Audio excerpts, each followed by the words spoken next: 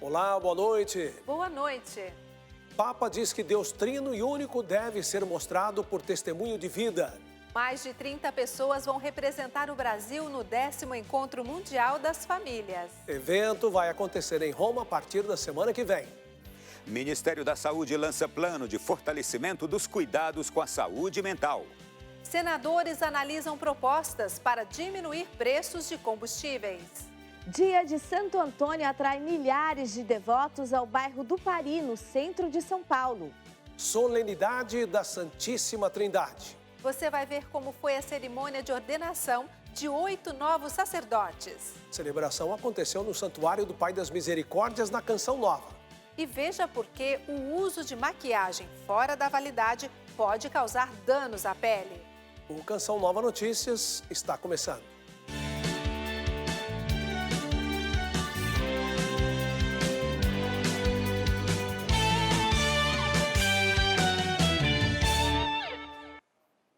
Durante a tradicional oração do Ângelus Dominical, o Papa Francisco fez um convite à reflexão por ocasião da solenidade da Santíssima Trindade.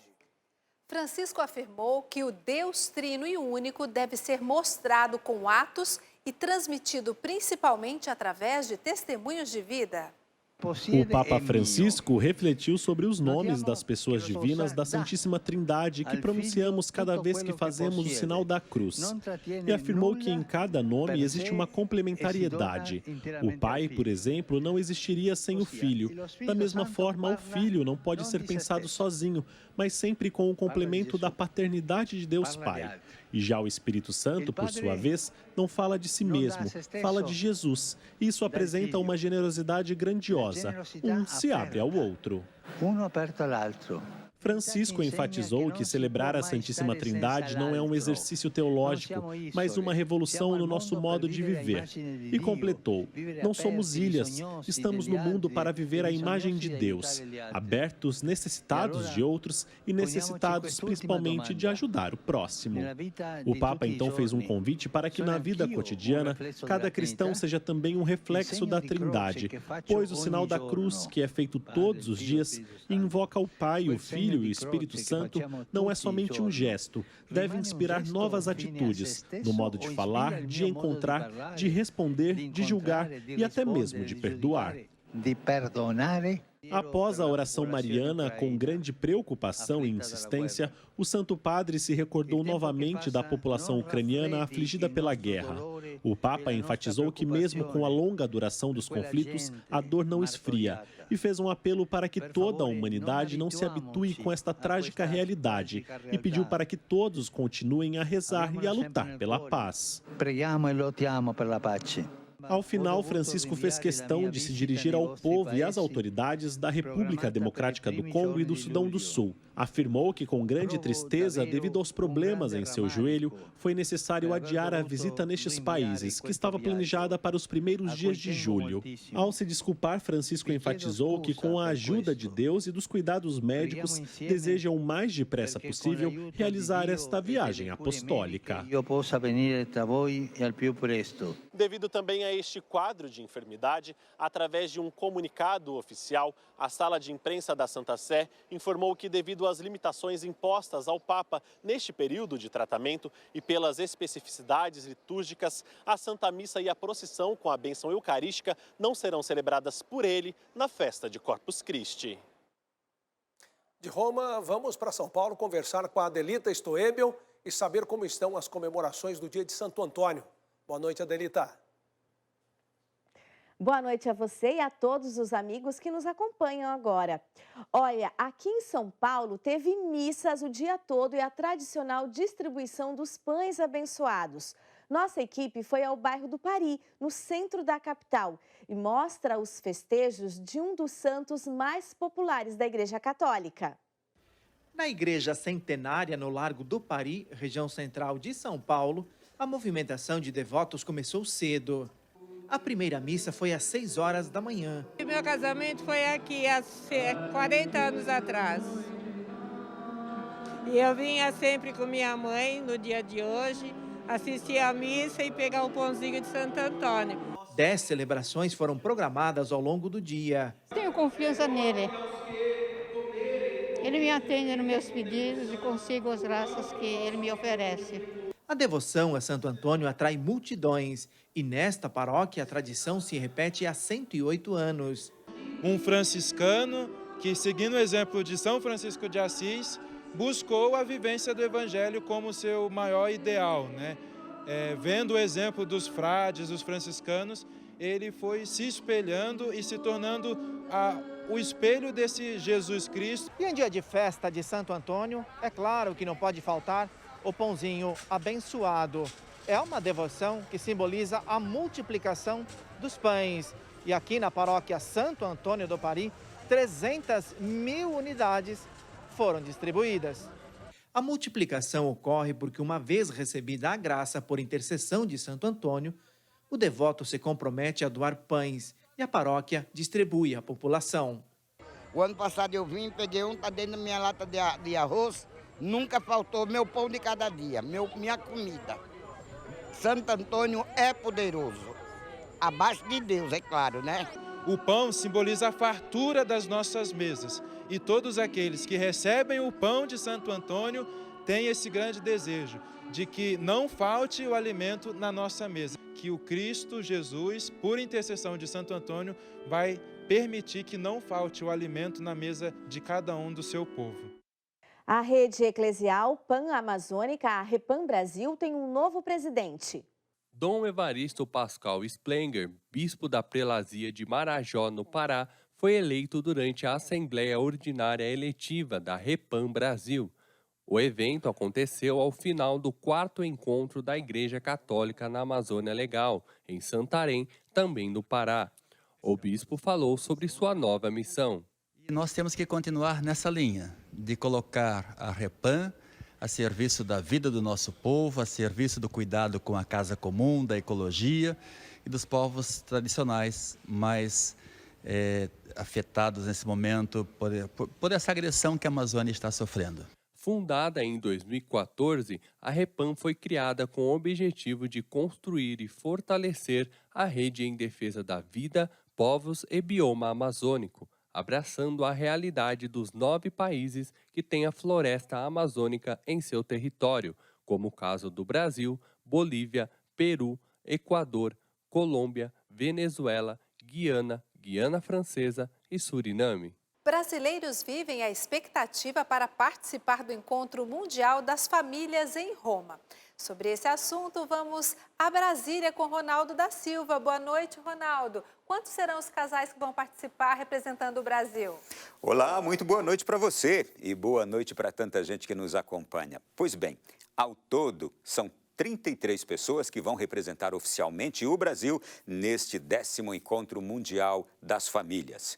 O grupo é formado pelo assessor da Comissão Vida e Família, o padre Crispim Guimarães, e mais 14 casais. O encontro vai acontecer em Roma entre os dias 22 e 26 deste mês e vai reunir fiéis de todas as partes do mundo. Quem não pode ir até Roma, o Papa convida que se reúna com sua paróquia e comunidade para partilhar sobre o profundo sentido das relações familiares na vida espiritual e cotidiana. Em comunhão com o Santo Padre e a Igreja de todo o mundo, a Arquidiocese de Brasília realizou, neste final de semana, a Jornada Arquidiocesana das Famílias. O objetivo foi apresentar às famílias a importância do sacramento do matrimônio como um caminho de santidade. Daqui 9 dias, Roma estará colorida, com bandeiras de todas as nações, e entre elas o verde e amarelo do Brasil. Mas a partir do momento em que os peregrinos estiverem juntos, não haverá distinção de nacionalidade. Será apenas o povo de Deus reunido para exaltar a grandeza e a beleza da vocação familiar, assim como recita o hino oficial divulgado pelo Vaticano.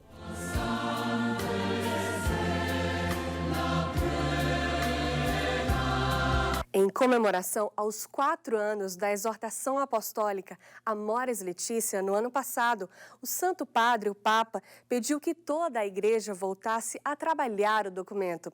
Então, no dia 19 de março de 2021, foi iniciado o ano Amoris Laetitia e o encerramento está marcado para este mês com o 10º Encontro Mundial das Famílias. A abertura será no dia 22 de junho. Na mesma data, no Brasil, haverá uma missa na Basílica do Santuário Nacional de Aparecida. Também, cada diocese em particular é convidada a celebrar o encontro em sua comunidade. Assim fez a Arquidiocese de Brasília, que no último final de semana promoveu a Jornada das Famílias.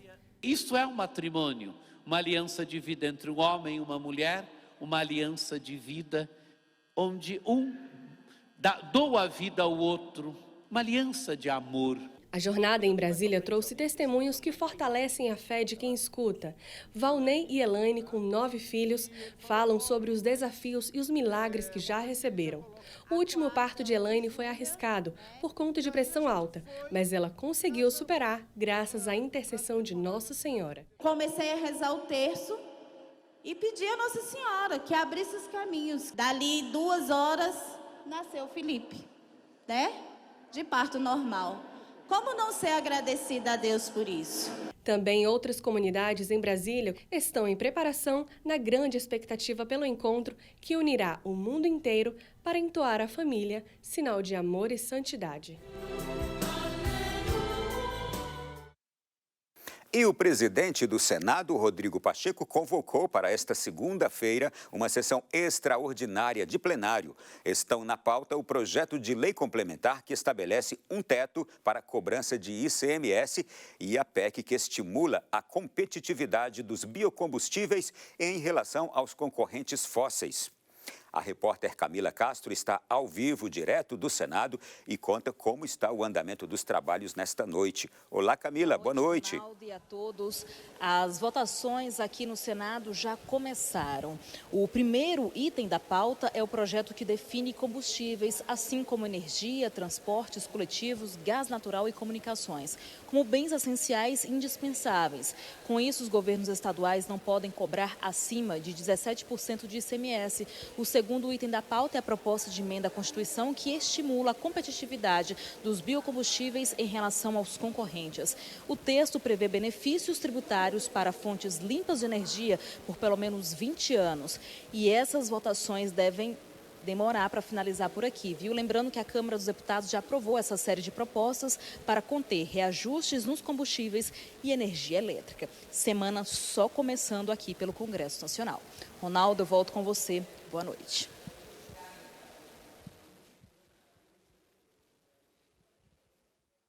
Muito obrigado, Camila. E mais de 6.000 vagas de teleterapia e telepsiquiatria serão disponibilizadas no Sistema Único de Saúde. O anúncio foi feito durante o lançamento do Plano de Fortalecimento dos Cuidados com a Saúde Mental.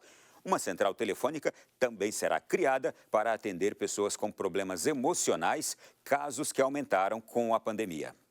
O fechamento de unidades de cuidados de saúde mental, a perda de empregos, renda e a queda de faturamento das empresas agravaram a sanidade mental de muitos brasileiros.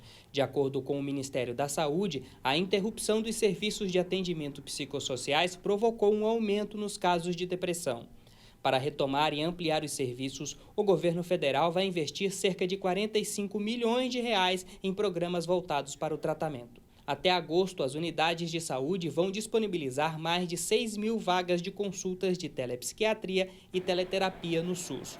Um serviço de primeira abordagem também será lançado e vai funcionar por meio de um aplicativo de celular. O secretário nacional de Gestão do Trabalho, Educação e Saúde do Ministério destacou que mais de 600 milhões de reais foram utilizados na compra de medicamentos para tratamento da patologia durante a pandemia de Covid. Dinheiro que foi para aumentar o poder de compra de medicamentos para a saúde mental de municípios e estados, melhorar os estoques, para dar o suporte para esse momento que desde o início da pandemia a gente sabia que ia chegar, o da quarta onda. Para dar apoio emocional a pessoas com sintomas depressivos, o Ministério da Saúde vai lançar a Linha Vida, um número de emergência com atendimento permanente de psicólogos e profissionais de saúde. O projeto piloto será lançado no Distrito Federal e a previsão é disponibilizar o serviço nacionalmente.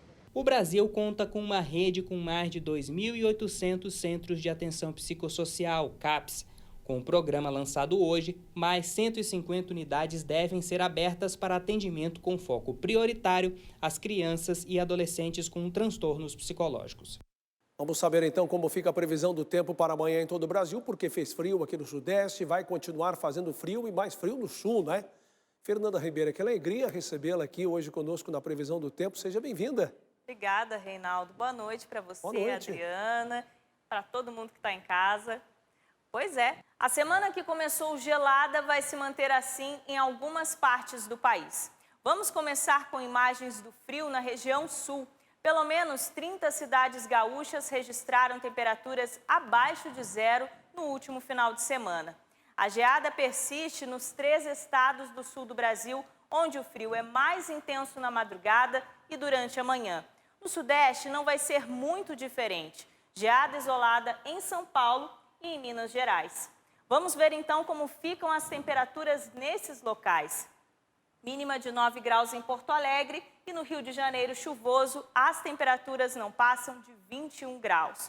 E por falar em chuva, esse mapa mostra um pouco melhor os locais onde também vai chover no país. Tem temporal previsto aqui no norte brasileiro. O destaque é para o estado do Amazonas. No Nordeste pode chover forte, principalmente na Bahia. Tempo firme em toda essa área em amarelo.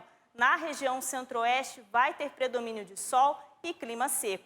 Mesmo assim, as máximas ainda são tímidas por lá. Chegam a 30 graus em Goiânia e 28 em Cuiabá. Volto com vocês. Obrigada, Fernanda. E na hora de fazer compras, você busca por produtos que podem ser facilmente encontrados em outros lugares ou algo bem personalizado? Olha, a pesquisa de uma empresa de software revelou que o consumidor está em busca de exclusividade em produtos e serviços. Comprar personalizados é uma paixão antiga de Bárbara, seja para presentear os outros ou a si mesma. Quando você pede para personalizar uma coisa, né, não é qualquer pessoa que vai ter igual, é o seu nome ali, é feito especialmente para você ou para alguém que você está presenteando. Porque a pessoa sabe que aquilo foi pensado especialmente por ela. Eu acho que é uma forma de demonstração de carinho mesmo. Sabe aquela frase, você não é todo mundo? Ela define bem a mensagem que um produto personalizado quer passar. Por isso, um número maior de pessoas está em busca deste tipo de serviço. 83% dos consumidores buscam essa exclusividade na hora de ir às compras, segundo pesquisa realizada por uma empresa de software. Para eu me firmar, né, me mostrar quem eu sou, me diferenciar, quanto para presentear. Ninguém quer dar mais uma blusa que ele vai sair na rua e tem 500 pessoas com a mesma blusa.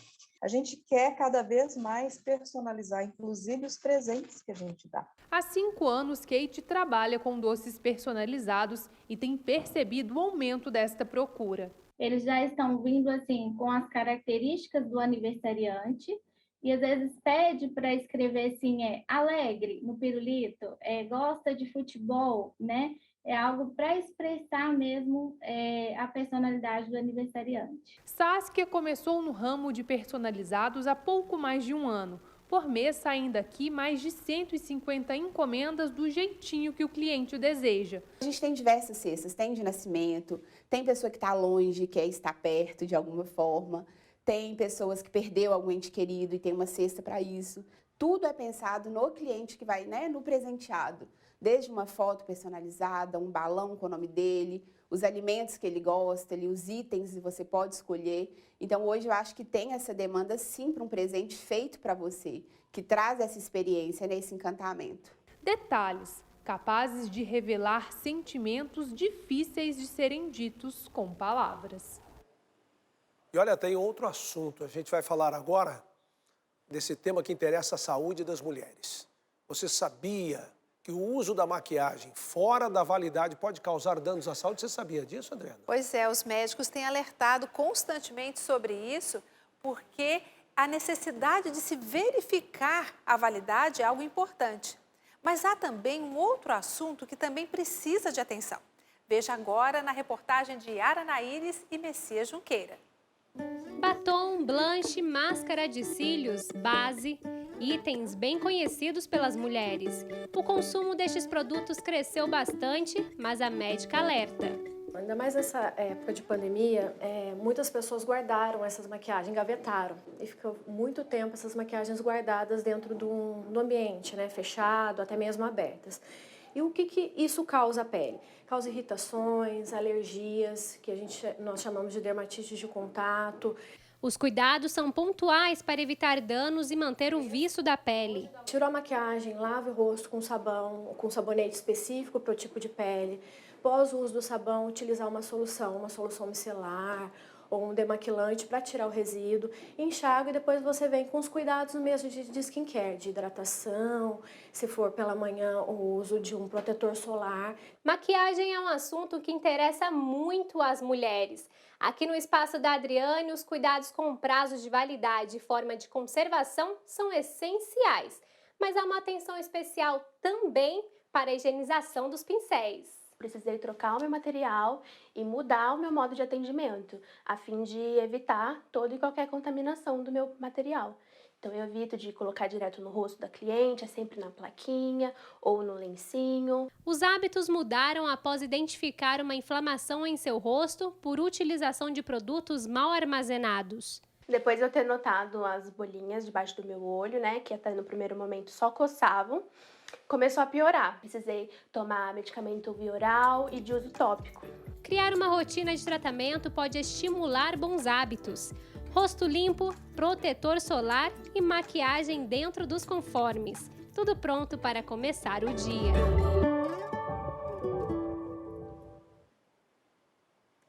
E as histórias da cidade de Santos, no litoral paulista, e do Santuário de Santo Antônio de Valongo caminham lado a lado.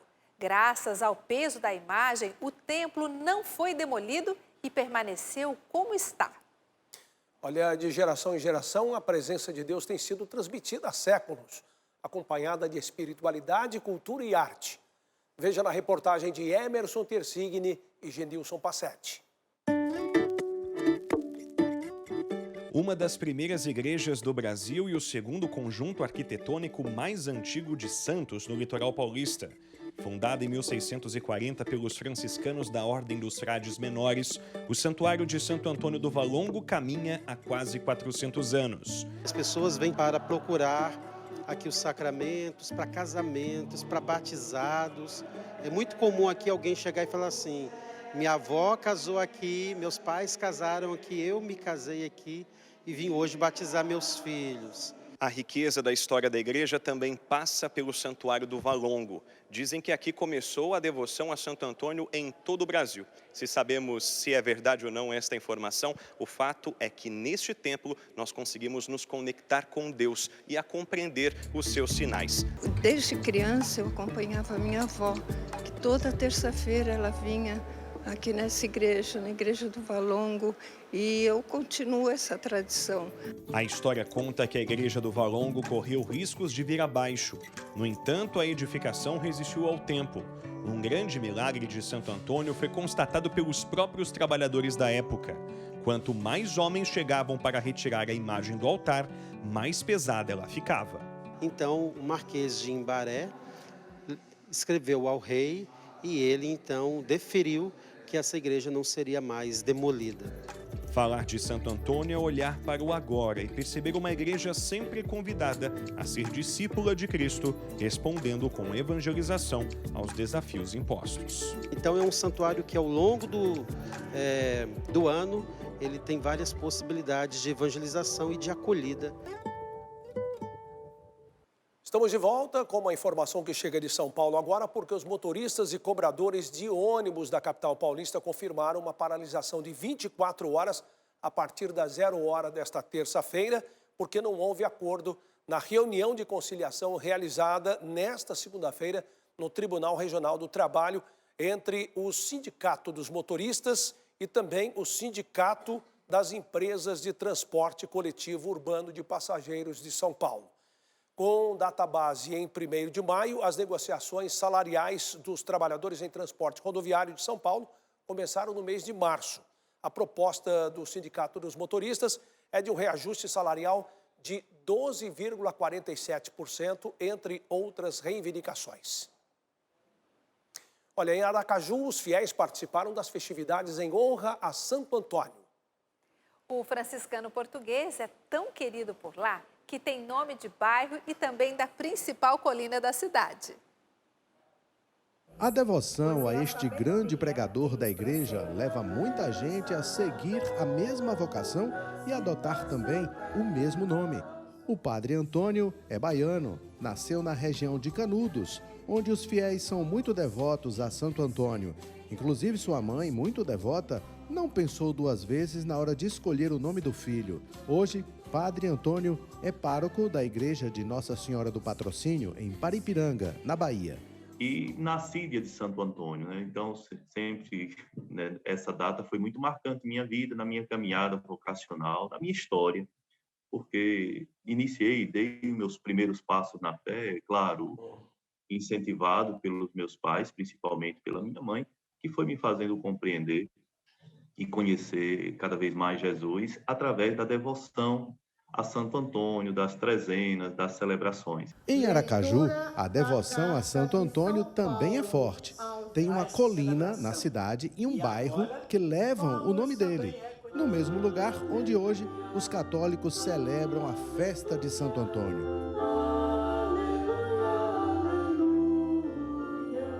Nosso povo, principalmente o nordestino, tem essa devoção a Santo Antônio, né? E hoje o dia especial, que é o dia dele, nada mais do que a gente vir agradecer, né, pela vida. Santo Antônio de Pádua viveu há mais de 800 anos e tem uma pregação atualizada. Durante a trezena, neste ano aqui em Aracaju, foi enfatizado que Santo Antônio sempre defendeu amor e respeito aos mais pobres. É nosso dever, né, levar adiante a mensagem de Santo Antônio, nos posicionar profeticamente neste tempo, aonde, né, enfrentamos o desprezo, a violência contra os pobres.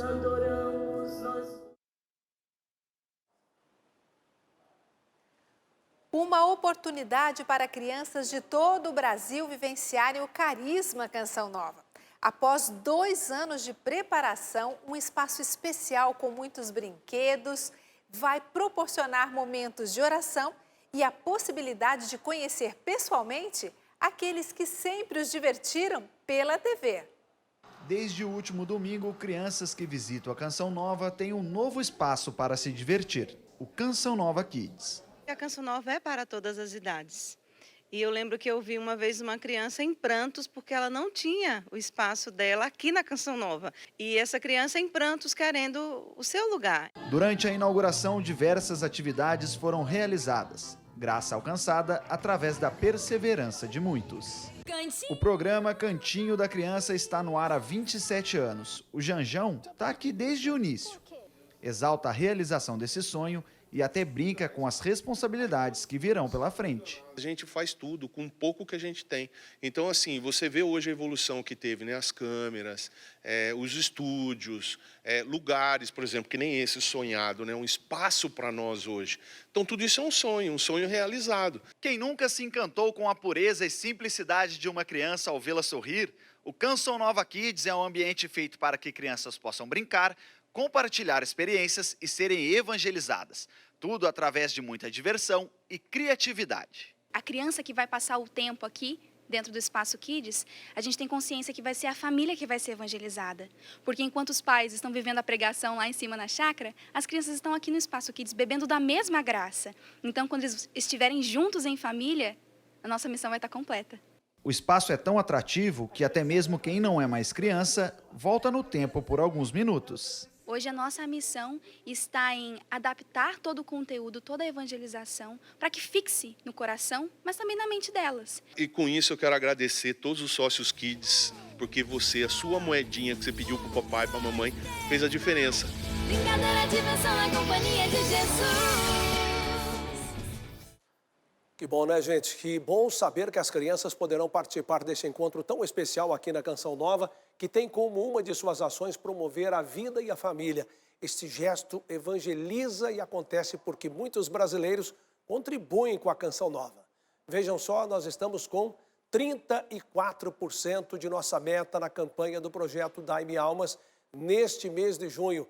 Acesse clube.cançãonova.com, multiplique o bem e faça a diferença. E obrigado por sua generosa contribuição. E agora nós vamos falar da festiva celebração no Santuário do Pai das Misericórdias, porque 8 diáconos foram ordenados sacerdotes neste domingo, na solenidade da Santíssima Trindade. Pois é, a missa de ordenação sacerdotal foi presidida pelo bispo da Diocese de Lorena, Dom Joaquim Vladimir. Mãos que escreveram a profissão de fé e juramento.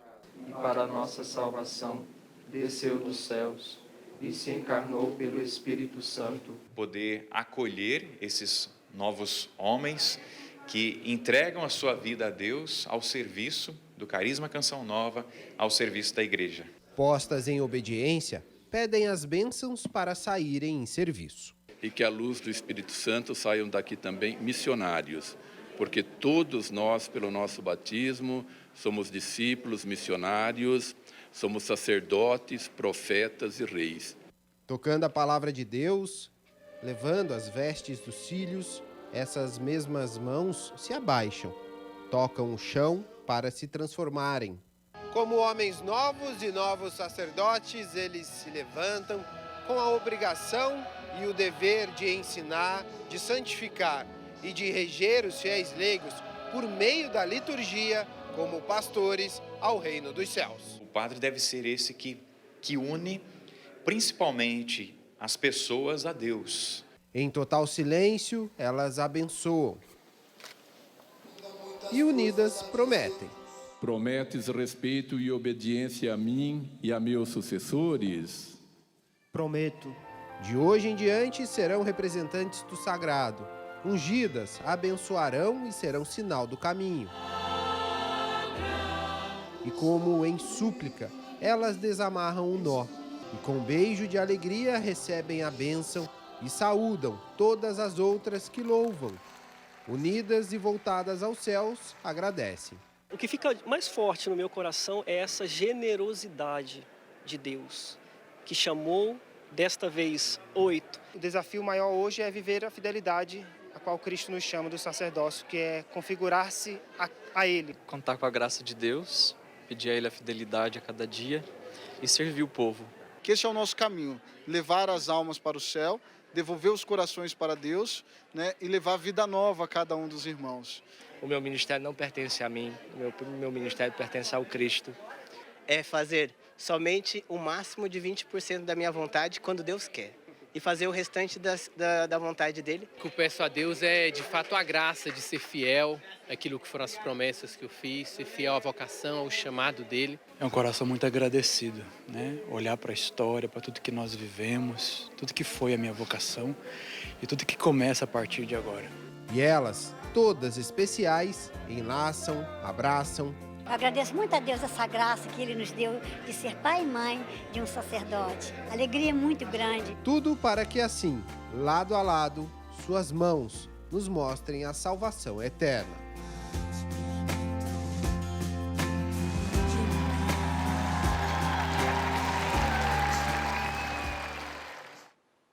Pois é, que bonito, hein? Emocionante. Sim, assim como no matrimônio, a graça da fidelidade, eu vi ali e também o pedido para ter a graça da fidelidade na sua vida sacerdotal. Muito bom, né? Esses sacerdotes contam com a nossa oração todos os dias. Oremos por eles. O Canção Nova Notícias fica por aqui. Reveja as reportagens já disponíveis no site noticias.cançãonova.com. E assista daqui a pouco, a partir das 8 horas, a transmissão da Santa Missa. Logo depois tem Buscai as Coisas do Alto e às 10 assista ao programa Revolução Jesus.